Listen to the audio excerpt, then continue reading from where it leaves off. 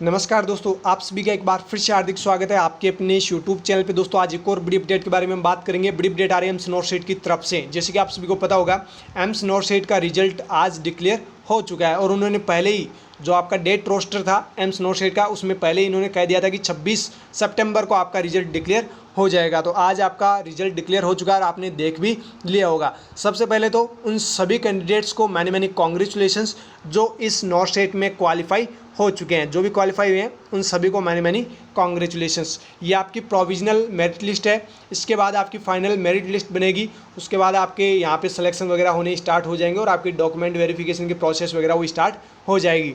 सबसे बड़ा दुख क्या है, ये भी आपका प्रश्न होगा कि मेरे को बहुत बड़ा दुख है। और दुख क्या है, जिसकी रैंक आ चुकी है 140 या फिर मान लीजिए कि 100 to 200 रैंक आ चुकी है और वो राजस्थान से बिलोंग करता है, उसको चाहिए था एम्स जोधपुर। लेकिन लक देखिए उसका कितना ख़राब है ना। इतनी अच्छी रैंक है लेकिन एम्स जोधपुर में वैकेंसी नहीं है, एम्स बठिंडा में वैकेंसी नहीं है, जो नियर बाई है राजस्थान के उन दोनों में ही वैकेंसी नहीं दी गई है। तो सबसे बड़ा दुख इस चीज़ का हो रहा है। रैंक का कोई दुख नहीं है, रैंक अगर 400 भी आ रही है तो भी इस चीज़ का कोई दुख नहीं है। लेकिन दुख इस बात का है कि जोधपुर और बठिंडा में कोई भी सीट नहीं दी गई। देखिए क्या होता है, आगे आगे देखते जाइए। 2023 में आएगी वैकेंसी, ज़रूर आएगी और उसमें सीट ज़रूर दी जाएगी। कोई बात नहीं, जो भी आपको मिलता है अभी आप एक्सेप्ट कीजिए, उसके बाद फिर से आप अपनी तैयारी कीजिए और नेक्स्ट बार फिर से आप ट्राई कीजिए। ओके, देखिए जो क्वालिफाई हो चुके हैं वो तो काफ़ी प्रसन्न हो रहे हैं, काफ़ी हैप्पीनेस उनके चेहरे पे आपको देखने को मिलेगी, क्योंकि उन्होंने क्वालिफाई तो किया है। कम से कम ऐसा भी वो सोच रहे हैं कि मैंने क्वालिफाई तो किया है। लेकिन आपको भी फिर से तैयारी करने की ज़रूरत है। जिनको ऐसा लग रहा है कि मेरा हो सकता है, जिनकी रैंक नियर बाई है वो अपना सोच सकते हैं। बाकी सभी जो भी क्वालिफाई हो रहे हैं वो भी अपनी तैयारी स्टार्ट कर दें। फिर से आपका ये मैच होगा 17 सितंबर 2023 को। तो 17 सितंबर 2023 के लिए आप तैयार हो जाइए। कितना का स्कोर आपको खड़ा करना है वो आप अभी से तैयार कर ले, अभी से अपनी तैयारी स्टार्ट कर दे। और जो क्वालिफाई नहीं हो पाए हैं वो ऐसा ना सोचे कि उसके 10,000 रैंक आ गई, उसके 11,000 रैंक आ गई, उसके 15,000 रैंक आ गई, वो क्वालिफाई तो हो गया, मेरे को तो डूब मरना चाहिए था। ऐसे नेगेटिव थिंकिंग बिल्कुल भी ना सोचे। जिसकी 10,000 रैंक आई है वो भी आपके साथ ही है और जिसकी 12,000 रैंक आई है वो भी आपके साथ ही है। और जो ओबीसी कैटेगरी के हैं उनकी अगर 6,000 रैंक आई है तो वो भी आपके साथ ही है।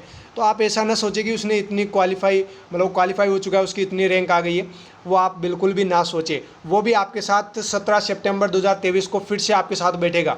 तो आप अपनी तैयारी जो है वो अच्छे से कीजिए। फिर से आपको ये मैच खेलना है और आपको विन होके ही दिखाना है।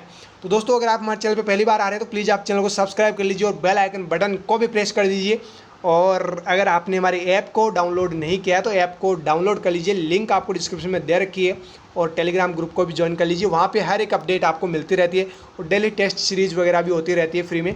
तो वो भी आप टेस्ट वगैरह क्वेश्चंस वगैरह अटेंड कर सकते हैं। तो चलिए मैं आपको लोगों को बता देता हूँ जो क्वालिफाई हुए हैं वो कितने क्या रैंक तक हुए हैं। और काफ़ी लोग ये भी बोल रहे होंगे कि सर हमारा तो नंबर ही यहाँ पे सर्च नहीं हो रहा है, नॉट फाउंड या नॉट सर्च फाउंड ऐसा करके आ रहा है। तो आपका नंबर नहीं आया है इसलिए आपका यहाँ पे सर्च नहीं हो पा रहा है। अगर आपका नंबर आया होता तो आपका यहाँ पे रोल नंबर शो हो जाता। देखिए यहाँ पे जो भी चीज़ें लिखी है वो आप देख लीजिएगा। बाकी जो भी फर्दर कोई भी अदर नोटिफिकेशन होंगे वो emsexams.ac.in इस ऑफिशियल वेबसाइट पे मिल जाएंगे और हमारे टेलीग्राम ग्रुप के अंदर और हमारे ऐप के ऊपर दोनों के अंदर ही आपको ये जो भी नोटिफिकेशंस होंगे वो आपको मिलते रहेंगे। देखिए दोस्तों ये जो लिस्ट बनाई गई है, ये सबसे अच्छी बात ये है कि मेरिट लिस्ट जो बनाई गई है आपकी वो रैंक वाइज बनाई गई है। तो यहाँ पे कोई ज़्यादा दिक्कत नहीं होगी।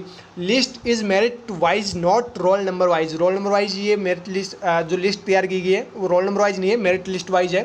तो यहाँ पर आप देख सकते हैं दो कैंडिडेट्स जिनके 100 परसेंटाइल आए हैं। एक जो कैंडिडेट है वो है मेल जिसकी कैटेगरी है SC, यानी इस बार सिर्फ बॉयज़ का यहाँ पे जज्बा है, यानी कि जो बॉयज़ है उन्होंने यहाँ पे अपना परचम लहराया है।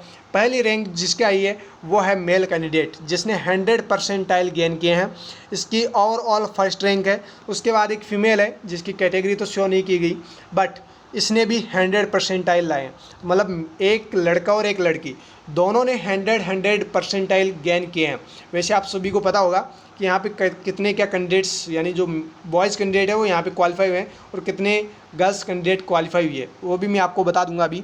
देखिए बाकी आप अपना जो रिज़ल्ट है वो मतलब आपके पास में ये PDF वगैरह पहुँच गई होगी, तो आप यहाँ से सर्च कर सकते हैं अपने रोल नंबर, और आपको यहाँ पे आप अगर सेलेक्ट हुए हैं या क्वालिफाई हुए हैं तो आपका रोल नंबर यहाँ पे शो हो जाएगा।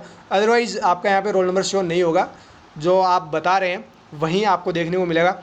रिजल्ट नॉट फाउंड या फिर सर्च नॉट फाउंड जो भी है वो आपको यहाँ पे देखने को मिलेगा। तो मैं अब ले चलता हूँ कि कितनी का कट ऑफ तक यहाँ पे सिलेक्शन हुए हैं, क्वालिफाई हुए हैं।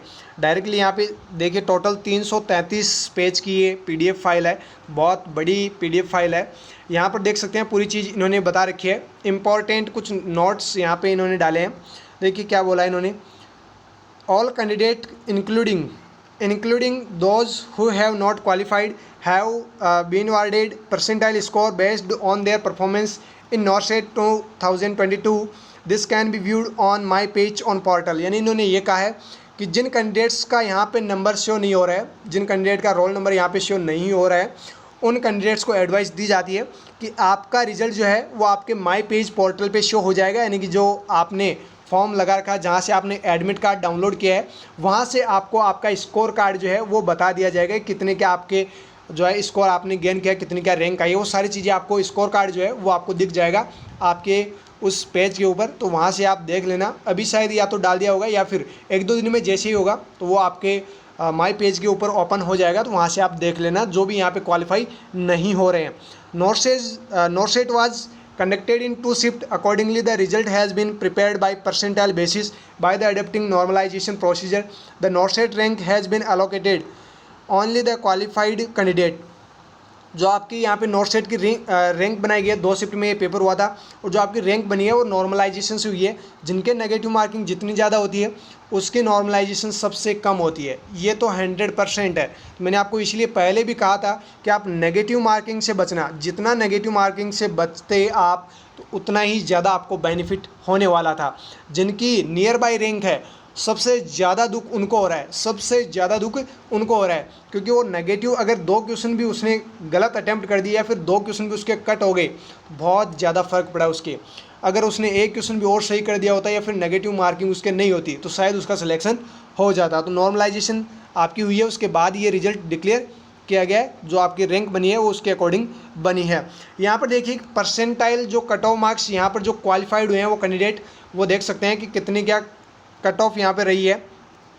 UR और EWS जनरल कैटेगरी के कैंडिडेट्स और जो EWS कैटेगरी के जो भी कैंडिडेट्स हैं उनकी यहाँ पे परसेंटाइल गई है 88.42 परसेंटाइल। इससे अबाउ जिसके नंबर आए वो यहाँ पे क्वालिफाई हुआ है, बाकी सब बाहर हो चुके हैं। OBC की यहाँ पे कट ऑफ गई है 79.15। तो देखिए यहाँ पे 79.15 OBC की कैटेगरी की जो भी कैटेगरी कैंडिडेट्स हैं उनकी कट ऑफ गई है। इससे अगर अबव आपके नंबर आए तो आपका रोल नंबर इसमें शो होगा, अगर इससे कम आए तो आपका रिजल्ट शो होगा आपके जो माई पेज वाला ऑप्शन है वहाँ पर। ओके, तो इससे मतलब पिछले साल से तो कम ही गई है, क्योंकि इस बार पेपर भी ठप थे तो उसके अकॉर्डिंग इस बार कट ऑफ कम गई है।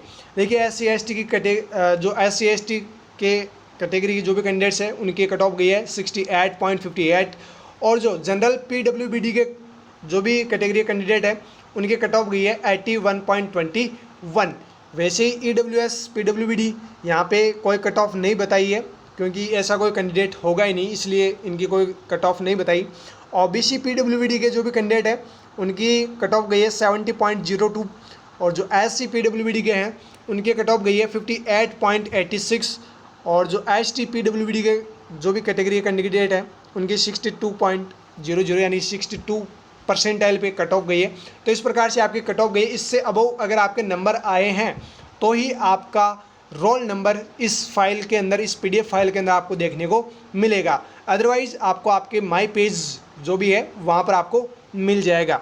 ओके, अब देखिए यहाँ पे कितने क्या कैंडिडेट यहाँ पे क्वालिफाई हुए हैं, ये आपको यहाँ पे अलग से और दे रखा है। जनरल कैटेगरी के जो भी मेल कैंडिडेट है वो 596 यहाँ पे सेलेक्ट हुए हैं। EWS के 445 कैंडिडेट यहाँ पे सेलेक्ट हुए हैं। वैसे ही यहाँ पे OBC के सबसे ज़्यादा कैंडिडेट यहाँ पे क्वालिफाई हुए हैं 3750। SC कैटेगरी के भी खूब सारे यहाँ पे सेलेक्ट हुए हैं 2310 कैंडिडेट यहाँ पे मेल कैंडिडेट क्वालिफाई हुए हैं। वैसे ST के 440 कैंडिडेट। इस प्रकार से टोटल जो बॉयज़ है वो 7541 क्वालिफाई कर चुके हैं एम्स नॉर्थ को। लेकिन जो नियर बाई है जिनके चांस है वो तो चलो ठीक है, उनको तो मेहनत करने की ज़रूरत नहीं है। अगर उनको एम्स कोई दूसरा ही चाहिए तो फिर आपको भी मेहनत करने की ज़रूरत पड़ेगी। अदरवाइज़ जो दूर दूर तक जिनकी रैंक है वो तो अपनी तैयारी अभी से फिर से स्टार्ट कर दे। यहाँ पर अलग अलग देख सकते हैं। फीमेल्स की बात करें तो जो जनरल कैटेगरी है उसके 2353 फीमेल्स यहाँ पे क्वालिफाई हुई है। वैसे ही EWS की 568, OBC की 4690 फीमेल्स क्वालिफाई हुई है। SC की 3143, ST की 1501। तो इस प्रकार से ये फीमेल्स का है क्राइटेरिया। टोटल फीमेल्स यहाँ पे क्वालिफाई हुई है 12255। वैसे फीमेल्स PWBD की यहाँ पर देख सकते हैं। टोटल मेल PWBD में 34 और फीमेल PWBD में 24। टोटल यहाँ पे अलग अलग दे रखे हैं। जनरल के इतने हुए हैं, EWS के इतने हैं, OBC के इतने हैं, SC के इतने हैं और ST के इस प्रकार से हैं। तो टोटल यहाँ पे 19,854 यानी कि 5 गुने कैंडिडेट यहाँ पे क्वालिफाई किए गए हैं। आगे देखिए, टाइज केस हैज़ बीन रिसॉल्व्ड। अगर किसी का स्कोर टाई होता है तो कैसे क्या उनको रिसॉल्व करेंगे, किसको प्रायोरिटी देंगे? जिसकी एज हो चुकी है, या फिर जिसकी नेगेटिव मार्किंग कम हुई है उसको पहले प्रायोरिटी दी जाएगी। इस प्रकार से इन्होंने टाइज केस को रिसॉल्व करने का फॉर्मूला भी आप लोगों को बता दिया है। बाकी जो भी आपकी एलिजिबिलिटी वगैरह है उसके अकॉर्डिंग आप देख लीजिए। नॉर्थ सेट रैंक जो आपकी रही है, आगे जो फाइनल मेरिट लिस्ट बनेगी वो तो जो एम्स के अकॉर्डिंग बननी है वही बनेगी। यानी कि OBC के जो भी कैंडिडेट्स है, OBC में मेल कैंडिडेट्स की बात करें तो करीबन 1500 से 2000 के बीच में जिसकी रैंक है उसका सिलेक्शन हो सकता है मेल कैंडिडेट्स का। उसके अबव जिसकी है मुश्किल है चांस। तो बाकी देखो यहाँ पे अगर अंदाजे हम लगाते हैं तो अंदाजे से कुछ फ़र्क नहीं पड़ने वाला। जो एम्स चाहेगा वही होगा। तो इससे बेटर है कि जो एम्स फाइनल मेरिट लिस्ट बनाता है उसी के अकॉर्डिंग देख लेंगे। जो भी होगा वो आपको हमारे ग्रुप के अंदर मिल जाएगा, हमारे ऐप के ऊपर मिल जाएगा। तो आप सभी से रिक्वेस्ट है जो क्वालिफाई नहीं हुए हैं उनसे भी, और जो क्वालिफाई हो चुके हैं और दूर दराज तक उनकी रैंक है, वो सभी अपनी तैयारी स्टार्ट कर दे। और अपनी तैयारी स्टार्ट करके 17 सितंबर की तैयारी बहुत ज़ोरों और शोरों से करनी है और फिर से एम्स नॉर्थ सेट की एग्ज़ाम देना है और एक बार इसमें विन होके अपने आप को सक्सेस होके दिखाना है। ओके, तो आप अपनी तैयारी अच्छे से कर दीजिए। जो प्रीवियस ईयर के पेपर्स हैं उनको देख लीजिए, किस टाइप के सवाल यहाँ पे पूछे गए, उसके अकॉर्डिंग अपनी तैयारी कीजिए। फिर मिलते हैं दोस्तों नए वीडियो के साथ। तब तक आप हमारे साथ बने रहिएगा। Thank you so very much.